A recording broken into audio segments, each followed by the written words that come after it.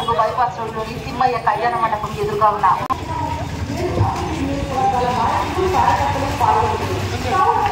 అభిమానులు, నాయకులకు, ప్రజాప్రతినిధులకు, జగనన్న కుటుంబ సభ్యులు అందరికీ నమస్కారం.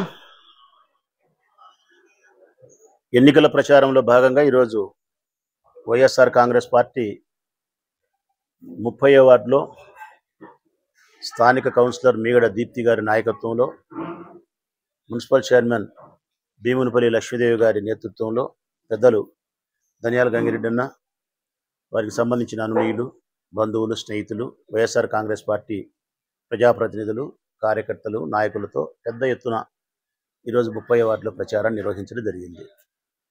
ఘనమైనటువంటి స్వాగతం, అపూర్వమైనటువంటి ఆదరణ, పార్టీ పట్ల విశ్వసనీయతను ప్రతి గడప గడపలోనూ మాకు వ్యక్తపరుస్తూ వైఎస్ఆర్ కాంగ్రెస్ పార్టీని ఫ్యాను గుర్తును తప్పనిసరిగా గెలిపిస్తాము. మళ్ళీ జగన్మోహన్ రెడ్డి గారి సంక్షేమ పాలన మాకు అవసరము, మా బిడ్డల భవిష్యత్తుకు జగన్మోహన్ రెడ్డి గారి ప్రభుత్వం ఏర్పడడం మాకు తప్పనిసరి అవసరము అని చెప్పి ప్రతి చోట చెప్తా ఉన్నారు. పేదరికంలో ఉండే ప్రతి కుటుంబం, ఆర్థిక ఇబ్బందులు ఉండే ప్రతి కుటుంబం, బడుగు బలహీన వర్గాలకు సంబంధించిన పేదరికంలో ఉండే ప్రతి ఇల్లు కూడా జగన్మోహన్ రెడ్డి ప్రభుత్వాన్ని మనస్ఫూర్తిగా స్వాగతిస్తుంది. ఇందులో ఏమాత్రం అనుమానమే లేదు.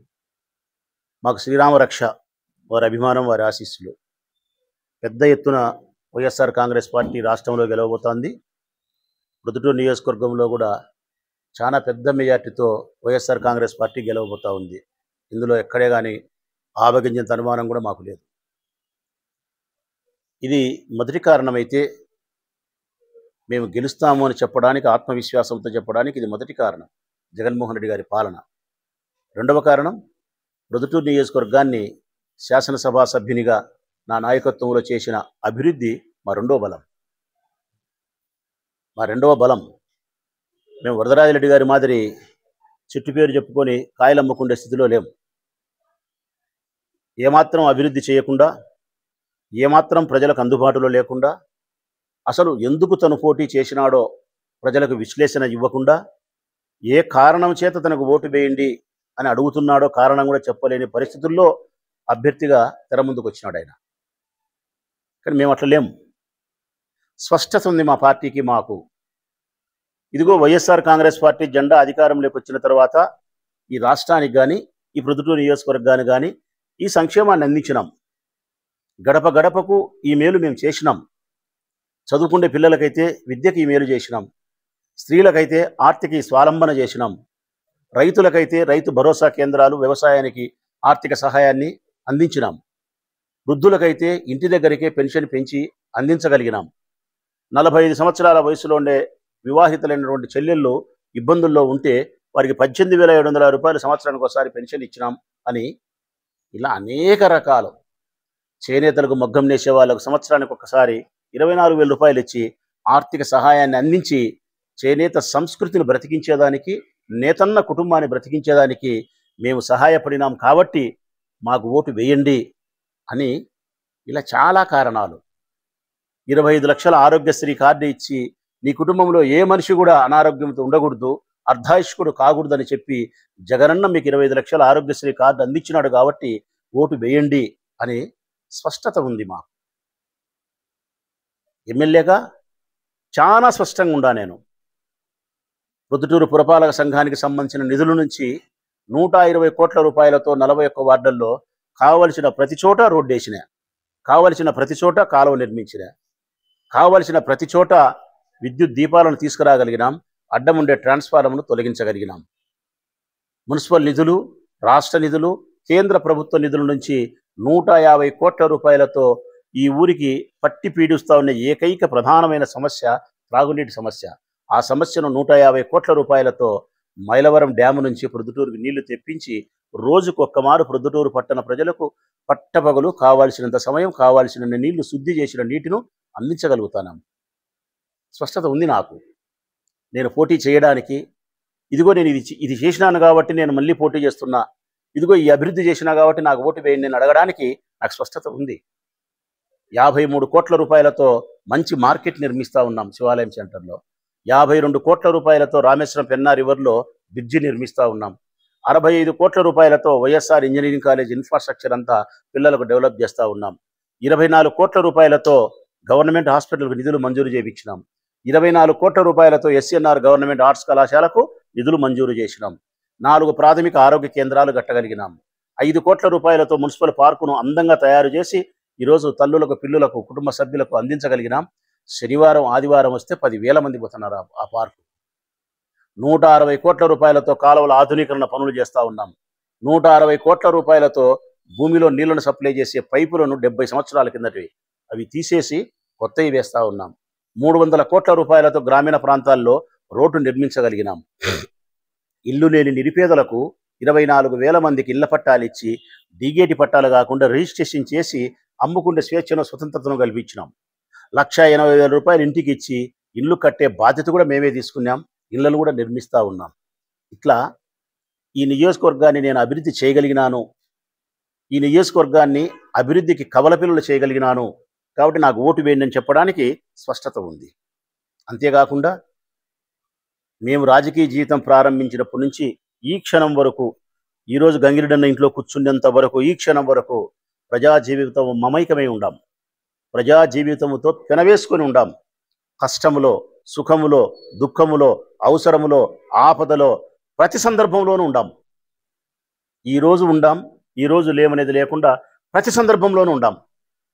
అందుబాటులో ఉండి, ఆపద సమయంలో ఉండి, అభివృద్ధి సమయంలో ఉండి, అన్ని రకాలుగా ప్రజలకు అనుకూలంగా మేము ఉండాం. ఇది స్పష్టతగా నేను చెప్పగలుగుతా. ఊరును ప్రశాంతంగా ఉంచగలిగినాం.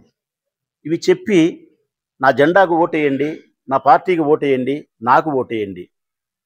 నేను చెప్పిన మాటలు వాస్తవమైతే, నా పార్టీ మీకు సంక్షేమాన్ని అందించి ఉంటే, నా నాయకత్వం ఊరిని అభివృద్ధి చేసి ఉంటే, నేను 365 రోజులు 24 గంటలు మీకు అందుబాటులో ఉండి మీకు పలికి ఉంటే నాకు ఓటేయండి అని చెప్పి ధైర్యంగా అడుగుతా ఉన్నా. ఇక్కడే నాది ఒక ప్రశ్న వరదరాజిరెడ్డి గారికి. నేను చెప్పినట్టే నువ్వు చెప్పగలుగుతావా? నేను చెప్పినట్టే ప్రజలకు నువ్వు చెప్పి, ఓటరు మహాశయులకు నువ్వు చెప్పి ఓటు అడగగలుగుతావా వరదరాజిరెడ్డి గారు? నెంబర్ 1, 2014 నుంచి 2019 వరకు నీ పార్టీ అధికారంలో ఉన్నది, తెలుగుదేశం పార్టీ. అంటే మాకంటే ముందు నీవు ఈ పార్టీకి ఇన్ఛార్జి ప్రొద్దుటూరు నియోజకవర్గానికి. గడిచిన 5 సంవత్సరాల కాలంలో 14 నుంచి 19 వరకు నీ పార్టీ అధికారంలో ఉన్న సందర్భంలో ఈ నియోజకవర్గానికి 1 కోటి రూపాయల అభివృద్ధి కోసం నిధులు తెప్పించి, ఎక్కడైనా 1 కోటి రూపాయల అభివృద్ధి నువ్వు చేసి ఉంటే చెప్పి ఓటు అడగమని అడుగుతా ఉన్నా. నా రెండవ ప్రశ్నే, 2014-19 అధికారంలో ఉండావు, అభివృద్ధి చేసినావో చేయలేదు వివరణ చేయలేదు. నువ్వు అభివృద్ధి మాట దేవుడరుగు. 2019 నుంచి 2023 ఆఖరు వరకు, అంటే ఈ 24 ఎన్నికల కంటే ముందు 2019 నుంచి 2023 వరకు అభివృద్ధి వద్దు, ప్రజలకు అందుబాటులో ఉండావా? ఆ ప్రశ్న. ప్రజలకు అందుబాటులో ఉండావా? ప్రజా జీవితంతో మమైకమి వద్దు, అనవసరం. అందుబాటులో ఉండావా? ప్రజలకు వచ్చినటువంటి కరోనా కష్టకాలంలో, ప్రజలకు వచ్చినటువంటి అనేక రకాల కష్టాలలో నీవు గడిచిన 5 సంవత్సరాల కాలం ప్రజలకు కనిపించినావా? ప్రజల మాట వినిపించుకున్నావా? చెప్పాలా? ఇది రెండవ ప్రశ్న. మూడవ ప్రశ్న, నన్ను అవినీతి పరుడు అంటా ఉన్నాడు. ఆయన 1,000 కోట్ల రూపాయలు సంపాదించినాడు, 1000 కోట్ల రూపాయలకు ఆస్తిపరుడు అంటాడు, రేపొద్దున ఖర్చు పెడతానంటాడు ఎన్నికలకు. తన సొక్కం పాతివ్రత్యం, రాజకీయ పాతివ్రత్యం కలిగిన అని చెప్తున్నాడు. మూడో ప్రశ్న వరదరాజిరెడ్డి గారికి అడుగుతా ఉన్నా నేను, సమాధానం చెప్పాలా? రేపు జరగబోయే ఎన్నికల్లో, మే 13వ తారీఖున జరిగే ఎన్నికల్లో 2-3 రోజుల ముందు నువ్వు ఎన్నికలకు 50 కోట్ల రూపాయలు ఖర్చు చేయబోతా ఉన్నావు. 50 కోట్ల రూపాయలు ఖర్చు చేయబోతున్నావు.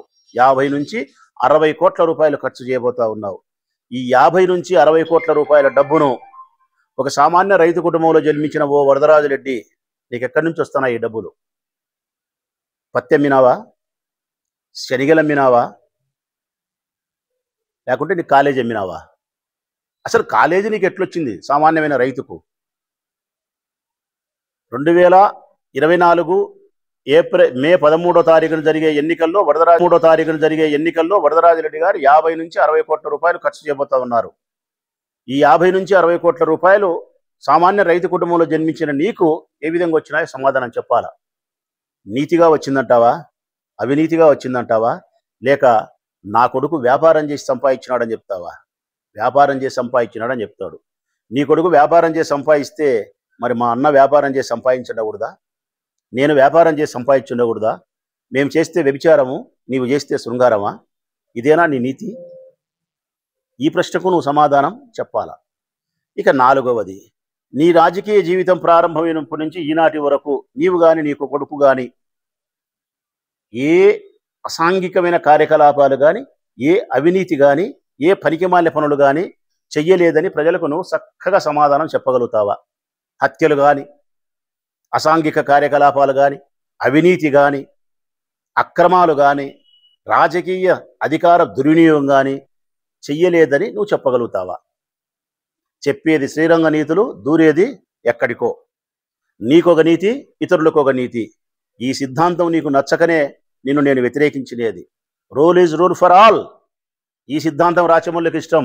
అది నీతి అయినా సరే, నీతి తప్పినేదైనా సరే, rule is rule for all. ఇది రాచమల్లుకి ఇష్టం. కానీ నీ నీతి, నీకొక న్యాయం, నీ బంధువులకు ఒక న్యాయం, నీ అనుచరులకు ఒక న్యాయం, నీ శత్రువులకు ఒక న్యాయం. ఈ పనికి మాలిన శుద్ధులన్నీ మానుకొని నువ్వు 2014 నుంచి 19 వరకు ఏమి అభివృద్ధి చేసినావో సమాధానం చెప్పు. 2019 నుంచి 23 ఆఖరి వరకు ఏడ ఉన్నావో సమాధానం చెప్పు. రేపు 50-60 కోట్ల రూపాయలు ఖర్చు చేసేది ఎక్కడి నుంచి వచ్చిందో సమాధానం చెప్పు. నేను స్పష్టతగా ఉండా. నా జెండా ప్రజలకు ఏం చేసిందో చెప్పి ఓటు అడుగుతానా? నేను ఏం అభివృద్ధి చేసినానో ప్రజలకు చెప్పి ఓటు అడుగుతా ఉన్నా. నేను ప్రజలకు అందుబాటులో ఉండాలని చెప్పి ఓటు అడుగుతానా? ఈ 2 వ్యత్యాసాలను విచక్షణ జ్ఞానం కలిగిన వివేకవంతులైనటువంటి ప్రొద్దుటూరు పట్టణ ప్రజలు, నియోజకవర్గ ప్రజలు ఆలోచించాలని, ఆలోచిస్తారని, సముచితమైన నిర్ణయాన్ని తీసుకుంటారని ఆశిస్తూ సెలవు.